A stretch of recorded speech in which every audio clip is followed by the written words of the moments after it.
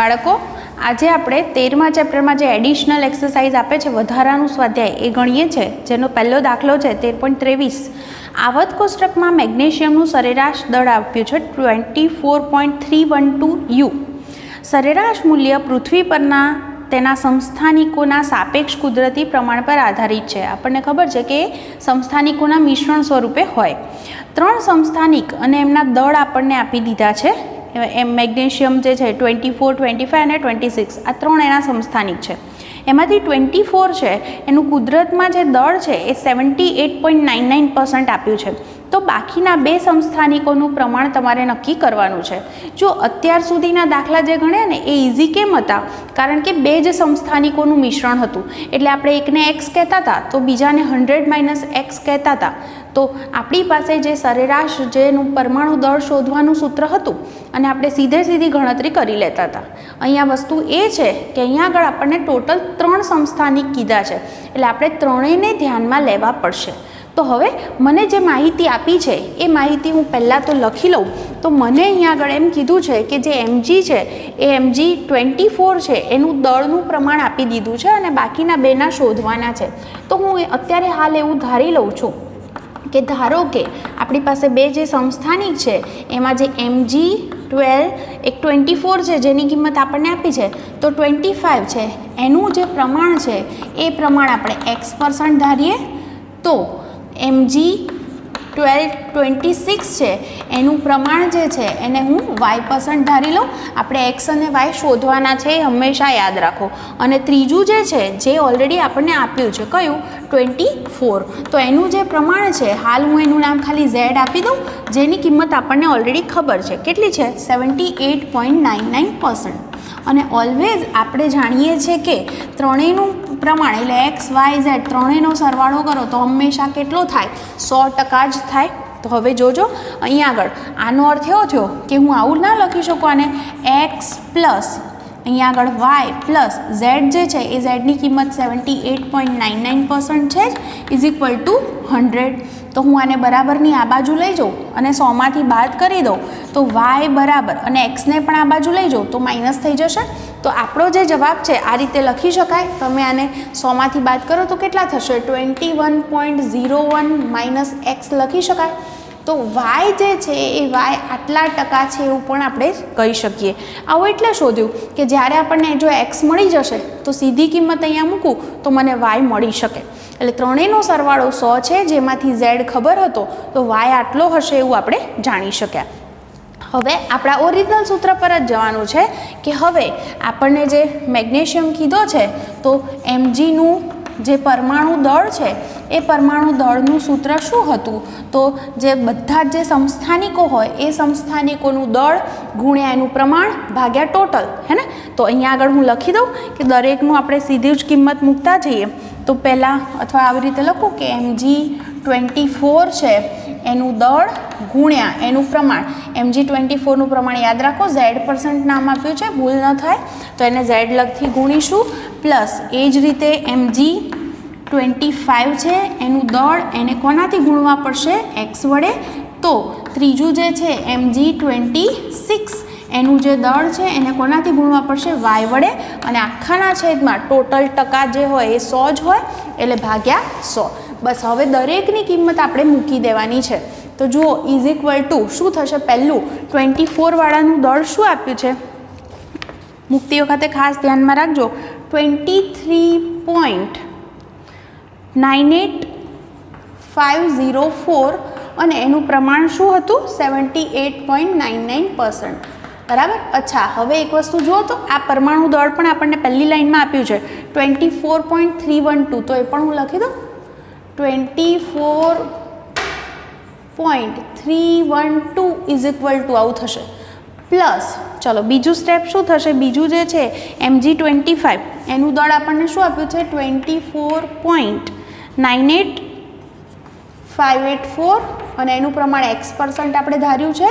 ત્રીજું કેટલું છે 25.98259 એનું પ્રમાણ છે y અને y બરાબર આપણે જાણીએ છીએ 21.01 - x લખી શકાય અને છેદમાં 100. આ બધી જ ગણતરી તમે કેલ્ક્યુલેટરથી કરો અને ગણતરી કરી અને જવાબ શોધો. આ 100 ને પહેલાં અહીંયા લઈ જાઓ એટલે 100થી ગુણાશે એટલે 2431.2 થઈ જશે. ચલો પહેલાં બે પદનો ગુણાકાર કરો તો એ ગુણાકાર શું મળે છે જુઓ. 23 પોઈન્ટ આવાળું આખું જે પદ છે એનો 78.99 સાથે ગુણાકાર મને જવાબ આવો મળે છે 1894.5783. બહુ લાંબો જવાબ છે. પ્લસ હવે જો બીજું પદ એક્સ વાળું છે હું એમના એમ જ રહેવા દઉં 24.98584x. ઓકે હવે આ પદને 21 પોઈન્ટ સમથિંગ છે એના વડે ગુણવા પડશે ને 21.01 સાથે ગુણો તો શું જવાબ મળે છે. ચલો એનો જે જવાબ છે એ કંઈક આવો આવે છે 545.89421 545.89421 માઇનસ આ વાળું પદ 25. એક્સ વાળું પદ તો એમના એમ. હવે શું કામ કરશો એક્સવાળા જે પદ છે આ બંને એને બરાબરની આ બાજુ લઈ જાઓ એટલે પ્લસ થઈ જશે.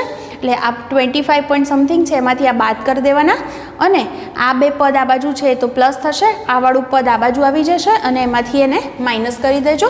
શું આન્સર આવશે તો હું અહીંયા લખી દઉં છું 0.99791x ઇઝ ઇક્વલ ટુ 9.27251. તો એક્સને સૂત્રનો કરતા કરી દો તમારો જવાબ છે એના એપ્રોક્સિમેટલી હું લખું છું 9.30% આવશે. તો આપણને પ્રમાણ એક્સનું મળી ગયું. જો એક્સ ખબર છે તો વાય બરાબર શું હતા 21.01 માઇનસ એક્સ હતા એટલે 21.01 માઇનસ 9.30. ચલો આટલા બાદ કરીએ એટલે આપણો આન્સર કંઈક આવો જોઈએ 11.71%. તો છેલ્લે પછી વાક્યમાં તમે લખી શકો કે માટે mg25 છે એનું પ્રમાણ 9.30% છે તો mg જે છે 26 એનું પ્રમાણ 11.71.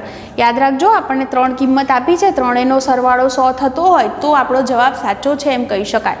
તો આ રીતે તમે જવાબ નક્કી કરી શકો છો. તો આને સહેજ લખી દો એટલે વ્યવસ્થિત રીતે ભૂલ ન થાય એ રીતે. 13.24 આ જે દાખલો છે એની રકમની અંદર આપણને શું કીધું છે જુઓ.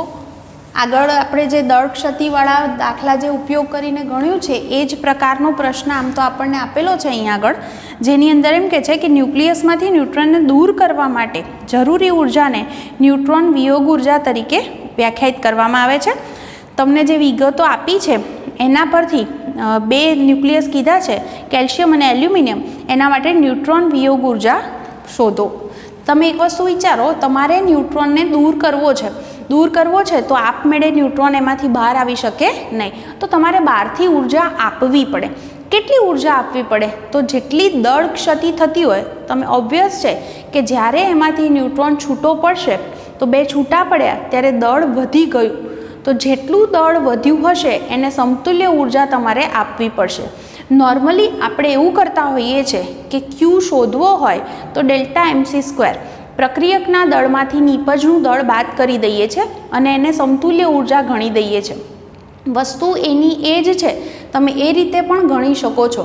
પણ અહીંયા આગળ જો અંતિમ દળ વધી જાય છે તો કેટલું વધ્યું તો દળમાં થતો વધારો ગણીએ તોય ચાલે, કારણ કે આપણને ખબર છે કે ન્યુટ્રોનને છૂટો પાડવા માટે આપણે ઉર્જા આપી છે. તો એનું કારણ એટલે એને કારણે શું થયું હશે, અંતિમ દળ વધુ હશે.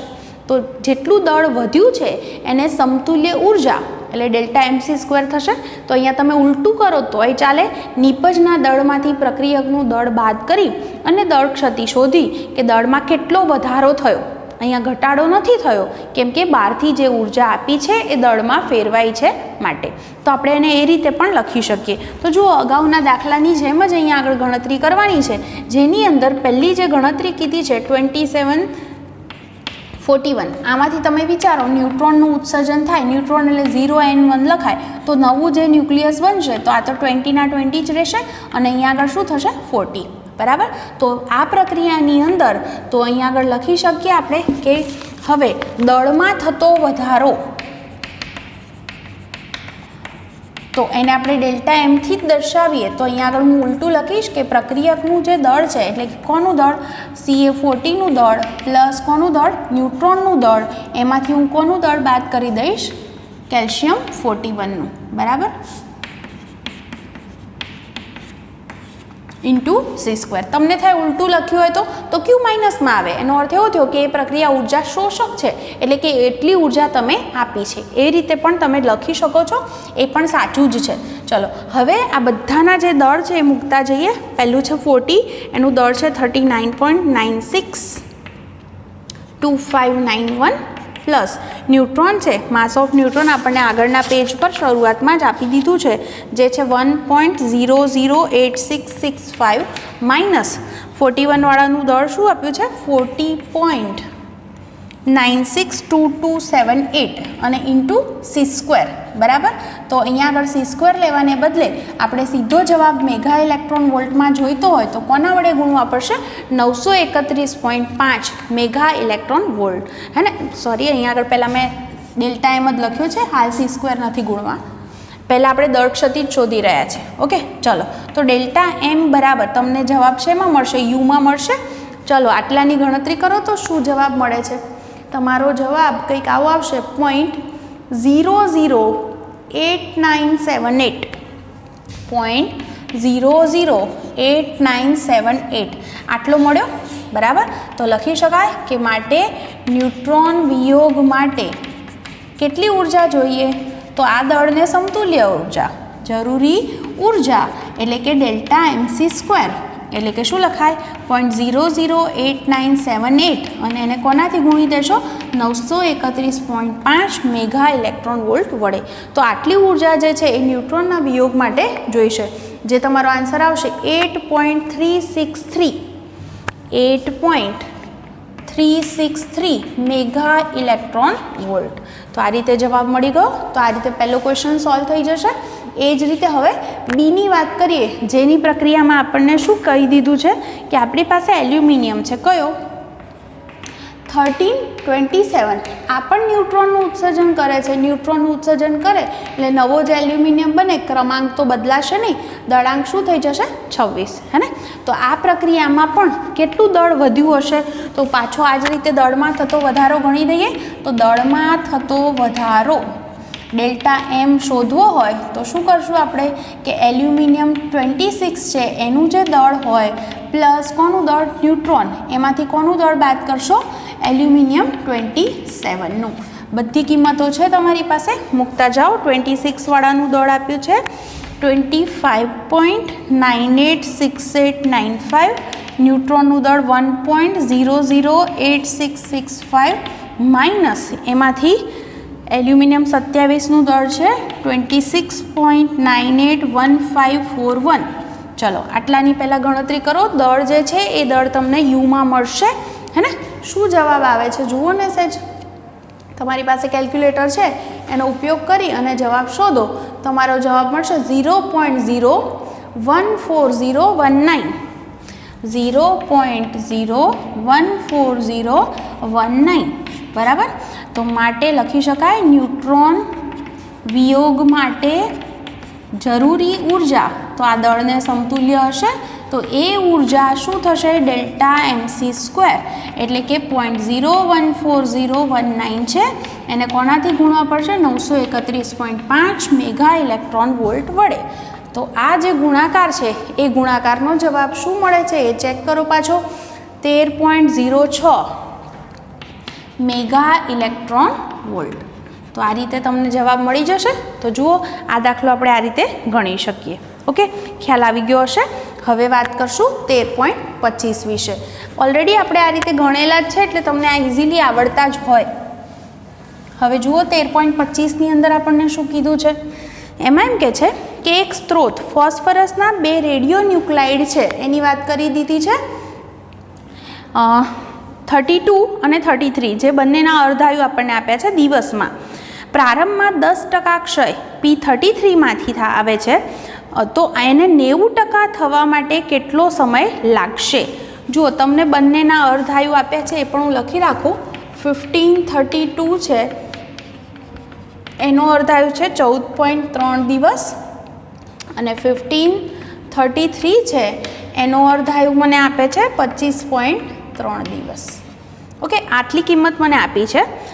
તમને એમ કે છે પ્રારંભમાં 10% ક્ષય થયો છે P33માંથી. બરાબર. તો એને 90% થવા માટે કેટલો સમય લાગશે? હવે જુઓ, એક જ હોત આપણી પાસે ન્યુક્લિયસ તો આપણે સીધું જ પેલું ક્ષયવાળું સૂત્ર લઈ લેત કે 10% ક્ષય થયો છે, એનો મતલબ 90% જે છે એ અવિભંજિત કહેવાય. તો આપણી પાસે જે સૂત્ર છે ને n બરાબર n0 e⁻ એમાં n એટલે જેટલું બાકી હોય એટલું, 10% ક્ષય થાય તો 90% બાકી કહેવાય. અને પ્રારંભિક ઓલવેઝ 100% જ હોય. તો e⁻ લેમડા તો અર્ધાયુ પરથી મળી જાય તો હું ટી શોધી શકું, બરાબર. પણ અહીંયા આગળ આપણો પ્રોબ્લેમ એ છે કે અહીંયા આગળ જે છે એ ફોસ્ફરસ એ 2 સમસ્થાનિકોના મિશ્રણ તરીકે છે. તો બંનેમાંથી અલગ અલગ ઉત્સર્જન થઈ રહ્યું છે. તો 10% ક્ષય એકમાંથી થતો હોય તો બીજામાંથી 90% થતો હોય એમ કહી શકાય. તો આપણને એનું પ્રમાણ ખબર નથી. તો આપણે એકનું પ્રમાણ x ધારીએ શરૂઆતમાં તો બીજાનું 9x થાય, હે ને, કારણ કે ગુણોત્તર કેવો છે ટકામાં વિચારો. ગુણોત્તર શું છે? 10%, હે ને. એટલે એક 10 હોય તો બીજું 90 હશે. તો પ્રારંભિક આવી સ્થિતિ હોય તો અંતિમ સ્થિતિમાં શું થયું? P33 છે એ 90% થઈ ગયું. તો પેલું બાકીનું જે હોય એ 10% વિચારી શકાય. એટલે અંતિમ સ્થિતિમાં 1/9y હોય એવું વિચારો તો બીજો કેટલો હશે? માત્ર y, 10%. એટલે ટકાને હું આ રીતે લઈને ગણું છું. તો આ રીતે આપણે પહેલાં લખીએ અને એની મદદથી એને સોલ્વ કરવાની કોશિશ કરીએ. જુઓ, આપણે એવું લખી દઈએ કે શરૂઆતમાં તમને જે કીધો છે P33 ન્યુક્લાઇડનો જથ્થો, આપણે ધારી લઈએ કે ધારો કે શરૂઆતમાં જે P33 છે એ ન્યુક્લાઇડનો જથ્થો જે છે એ જથ્થો બરાબર હું x ધારું છું, કારણ કે 10x છે એટલે મેં એને પર્સન્ટેજ વાઇઝ વિચારી અને મેં એને x ધાર્યો છે. તો P32 છે એનો જથ્થો શું થાય? એ ન્યુક્લાઇડનો જથ્થો શું થાય? તો લખી શકાય 9x, બરાબર. ગુણોત્તર લો એટલે 1/9 થઈ ગયું. ચલો પછી અંતમાં શું થાય છે? એટલે કે t સમય પછી P33 છે એ 33નો જથ્થો જે છે ન્યુક્લાઇડનો જથ્થો એ કેવો થઈ જાય છે? 90%. એટલે હું એને 9y લખું છું. તો જે P32 છે એનો જથ્થો કેવો થશે? તો એ બાકી 10%, એટલે એને y લખી શકાય. આ 2 સ્થિતિની વાત થઈ. ઓકે, આટલી ખબર પડી હશે. હવે હું જે છે આપણી પાસે આવું સૂત્ર છે કે n બરાબર n0 e⁻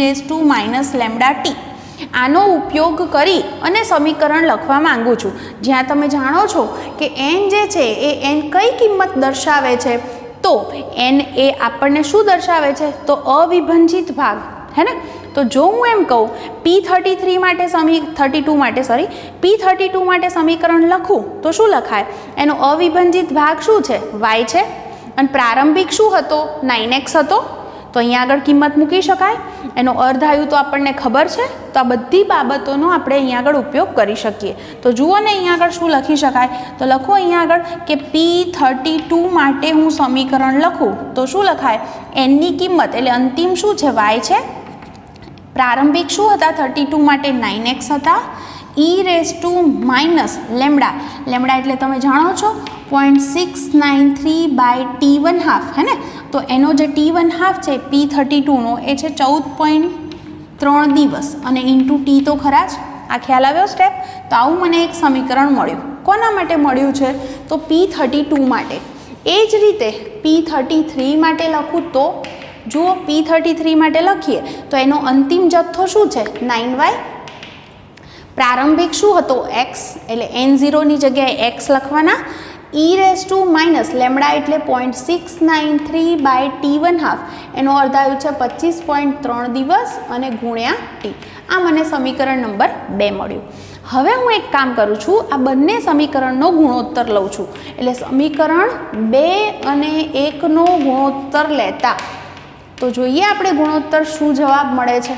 જુઓ, તો ગુણોત્તર લઈએ તો શું લખાય? સમીકરણ 2 એટલે 9y છે, 1માં y છે, બરાબર.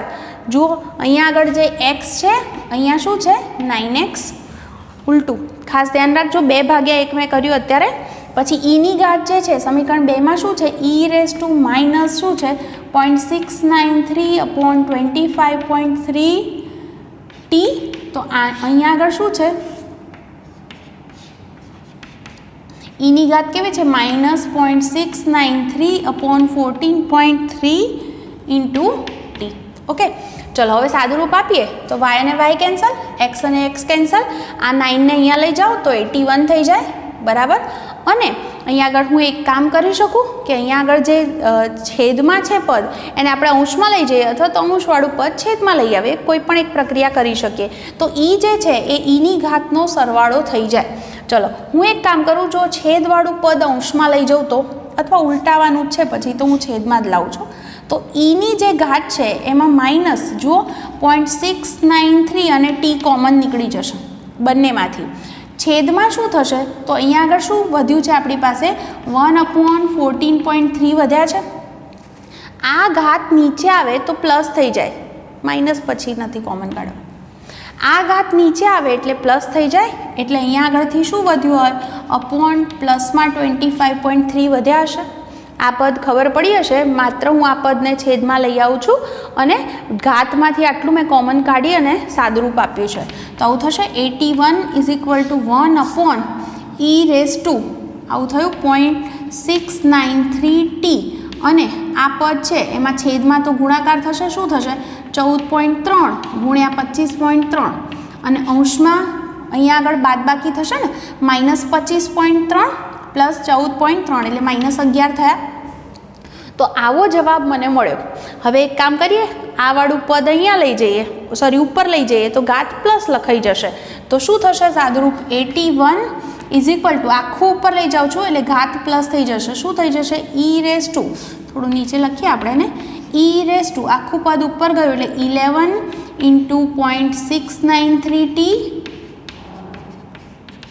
અપોન આ વાળું આ બંનેનો ગુણાકાર છે 14.3 ગુણ્યા 25.3. હવે એક કામ કરી શકાય, જો હું ઈ દૂર કરું તો આખું પદ ln થઈ જશે. ln 81 કોના બરાબર? આખા બરાબર. શું લખશું 11 × 0.693 T upon 14.3 × 25.3 is equal to ln 81. ln એટલે 2.303 log 81. log 81 ની વેલ્યુ શોધી અને આની ગણતરી કરો અને પછી ટીને સૂત્રનો કરતા કરી દેવાનો છે. ચલો જમણી બાજુ જે છે log 81 ની પહેલાં કિંમત શોધો તો શું જવાબ આવે છે? log 81 1.9085 બરાબર, અને ઇન્ટુ 2.303 તો ખરા જ ને. ઓકે, તો હવે જો હું ટીને સૂત્રનો કરતા કરું તો ટી બરાબર શું થઈ જશે? આ બંને પદ ત્યાં ગુણાશે 1.9085 ઇન્ટુ 2.303 ઇન્ટુ 14.3 ઇન્ટુ 25.3. નીચે શું આવશે? આ 11 અને 0.693 છેદમાં આવશે. તો જુઓ ને તમારો જવાબ શું મળે? તમારો જવાબ આવો જોઈએ એપ્રોક્સિમેટલી 209 ડેઝ. આટલો જવાબ મળશે. તો જુઓ અહીંયા આગળ આપણે આ રીતે એને સોલ્વ કરી શક્યા. બંનેના જથ્થા પ્રારંભિક અને અંતિમ લીધા, પછી આપણી પાસે આવું સૂત્ર હતું જ, આની અંદર માત્ર આપણે કિંમતો મૂકી દીધી છે અને પછી સાદુરૂપ આપતા ગયા છે અને આપણે જવાબ આ રીતે શોધી શકીએ છીએ. તો આને વ્યવસ્થિત રીતે તમે પહેલાં તો લખી લો એટલે તમને ખ્યાલ આવે. આખું લખેલું તમને દેખાતું હશે કે શું લખ્યું છે, બરાબર જોઈ લેજો. પછીનો દાખલો ગણીશું. હવે ફરી પાછા ડેલ્ટા MC² વાળા દાખલા છે બંને.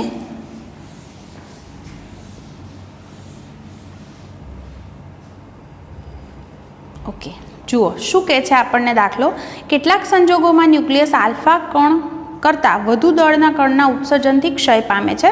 એટલે અહીંયા આગળ તમને બે પ્રક્રિયાઓ દર્શાવી છે અને એમાં ક્યુ ગણો અને આ બંને ઉર્જાની દ્રષ્ટિએ મંજૂર છે કે નહીં એ નક્કી કરો. ક્યુ ગ્રેટર દેન 0 મળે તો એ પ્રક્રિયા શક્ય છે, ક્યુ લેસ દેન 0 બને તો એ પ્રક્રિયા શક્ય બનતી નથી. તો આપણે અહીંયા ક્યુ ચેક કરવાનો છે. તો પહેલી જે પ્રક્રિયા છે એ પહેલી પ્રક્રિયા કોના માટે કીધી છે? તમને ન્યુક્લિયસ આપ્યું છે 88223 જેમાંથી બને છે PB લેડ 209 અને આમાં કાર્બન છૂટો પડેલો છે. ચલો હવે ક્યુ શોધવો હોય શું કરશું? Delta MC². ડેલ્ટા એમ એટલે દળ ક્ષતિ, પ્રક્રિયકનું દળ છે એમાંથી કોનું દળ બાદ કરશો? નિપજનું, minus mass of PB minus mass of શું થશે? કાર્બન અને ઇન્ટુ સી સ્ક્વેર. ચલો બધાના દળ આપણને આપી દીધા છે. 223નું દળ છે 223.01850. પીબીનું દળ છે 208.98107. કાર્બનનું દળ છે 14.00324 અને એને MEVમાં ફેરવવા માટે 931.5 વડે ગુણવા પડશે. જુઓ ને શું જવાબ મળે છે, ગણતા જાઓ, ચેક કરો જવાબ તમારો જે જવાબ છે એ કંઈક આવવો જોઈએ. પહેલાં કૌંસવાળું આ જે બાદબાકી છે એનો જવાબ 0.03419 0.03419 અને આને આનાથી ગુણી દઉં પછી મને જવાબ કંઈક મળશે. એ જવાબ આવો આવશે 31.85. એપ્રોક્સિમેટલી જ આપણે લખીએ છીએ મેગા ઇલેક્ટ્રોન વોલ્ટ. સિમ્પલ દાખલો છે, ઇઝીલી ગણી શકો એમ છે. પછી એ જ રીતે પાર્ટ બી કીધો છે જેની અંદર પણ બીજી એક પ્રક્રિયા કીધી છે કે આ પ્રક્રિયા પણ હોઈ શકે. 88223 છે એ જો આલ્ફાનું ઉત્સર્જન કરે છે તો 219 વાળું ન્યુક્લિયસ બને છે. તો આ પ્રક્રિયાની અંદર પણ ક્યુ શોધવો હોય તો શું કરશો, ડેલ્ટા એમસી સ્ક્વેર. દળ ક્ષતિ શોધવા માટે પ્રક્રિયકના દળમાંથી કોનું દળ બાદ કરતા જઈએ, આપણે નિપજનું દળ બાદ કરતા જઈએ અને ઇન્ટુ સી સ્ક્વેર સમતુલ્ય ઉર્જા. તો અહીંયા આગળ લખીશ હવે ક્યુ બરાબર, ચલો બધાના દળ ખબર છે 223.01850. બીજું દળ આપણને આપ્યું છે 219.00948 માઇનસ અને 931.5 વડે આપણે એને ગુણી દઈશું. ચલો પહેલાં બાદબાકીનો જવાબ શોધી કાઢો શું મળે છે. આવું કંઈક આવે છે 0.00642 0.00642 અને એને 931.5 વડે ગુણી દો તો અહીંયા આગળ ક્યુ પાછો શોધો તો 5.98 આન્સર આવશે તમારો. તો લખી શકો 5.98 મેગા ઇલેક્ટ્રોન વોલ્ટ. અહીંયા બંને ક્યુ ગ્રેટર ધેન 0 મળ્યા, દેટ મીન્સ કે આ બંને પ્રક્રિયા શક્ય છે. સિમ્પલ દાખલા છે, ગણી શકાશે. એવો જ ઇઝી દાખલો છે 3.27 જેની અંદર એવું કીધું છે કે ઝડપી ન્યુટ્રોન વડે થતા યુરેનિયમના વિખંડનનો વિચાર કરો. તમને કહે છે કે ઝડપી ન્યુટ્રોન છે એ યુરેનિયમનું વિખંડન કરે છે, એની વાત કરે છે. એક વિખંડન ઘટનામાં કોઈ ન્યુટ્રોન ઉત્સર્જિત થતો નથી અને બીટા ક્ષય પામ્યા બાદ પ્રારંભિક ટુકડા કીધા છે, એક 140 દળાંકવાળું અને એક 99 દળાંકવાળા એવા બે ન્યુક્લિયસ કીધા. આ વિખંડન પ્રક્રિયા માટે ક્યુ ગણો. તમને અહીંયા પરમાણુના દળ અને કણ માટેના દળ જે છે એ આપી દીધા છે. ઓકે, જુઓ યુરેનિયમ વિખંડનની પ્રક્રિયા કીધી છે. શું પ્રક્રિયા કીધી? 92-238 છે એમાંથી બે ન્યુક્લિયસ આપણને છૂટા પાડ્યા છે એવું કીધું છે. 58-140 વાળું છે અને બીજું જે છે એ બીજું, અચ્છા આના પર ન્યુટ્રોનનો મારો ચલાવ્યો છે એવું કીધું છે ને વિખંડન કરવા માટે, એટલે ન્યુટ્રોન આવશે ને અહીંયા 0N1. ઓકે, પછી 44 અને 99 તમે ચેક કરી શકો છો કે અહીંયા આગળ બંને બાજુ જે છે પરમાણુ ક્રમાંકનો સરવાળો જુઓ અને દળાંકનો સરવાળો જુઓ, થઈ જાય છે કે નહીં ક્લિયર. તો હવે આ પ્રક્રિયાની અંદર ક્યુ મૂલ્ય શોધવું હોય તો ડેલ્ટા એમસી સ્ક્વેર. ચલો ડેલ્ટા એમ એટલે દળ ક્ષતિ. પ્રક્રિયકનું જે દળ હોય અહીંયા બે વસ્તુ છે યુરેનિયમ અને ન્યુટ્રોન, એમાંથી કોનું દળ બાદ કરશો? CE અને RU ઇન્ટુ સી સ્ક્વેર. ચલો કિંમત મૂકતા જઈએ. યુરેનિયમનું દળ જે છે એ આપણને કીધું છે 238.05079 પ્લસ ન્યુટ્રોન છે એનું દળ છે 1.008665. એમાંથી બાકીના બે દળ બાદ કરી દઉં 139.90543 અને બીજું દળ છે 98.90594. કોના વડે ગુણશું MEVમાં જવાબ મેળવવા માટે? 931.5 વડે. ચલો પહેલાં કૌંસનો ગુણાકાર સરવાળા બાદ બાકી કરો અને જવાબ શોધો. શું આવે છે તમારો જવાબ? કંઈક આવો આવે છે 0.248085 248085 અને એને કોનાથી ગુણવાના છે આપણે? 931.5 વડે. ચલો ગુણાકાર કરો. એપ્રોક્સિમેટલી તમારો જવાબ આવશે 231.1 મેગા ઇલેક્ટ્રોન વોલ્ટ. તમને યાદ છે આપણે આગળ પણ વાત કરી ગયા હતા થિયરીની અંદર પણ કે યુરેનિયમનું વિખંડન થાય ત્યારે આશરે 200 મેગા ઇલેક્ટ્રોન વોલ્ટ ઉર્જા મળે છે. તો એની નજીકનો જ આપણને જવાબ મળ્યો. તો આજે આપણે જે દાખલા ગણ્યા એ બધા ક્યુ મૂલ્યવાળા વધારે દાખલા હતા. તો બહુ ઇઝી દાખલા છે, તમે ઇઝીલી એને સોલ્વ કરી શકો છો. હવે બાકી જે દાખલા બાકી છે એ હવે આપણે નેક્સ્ટ લેક્ચરની અંદર વાત કરીશું.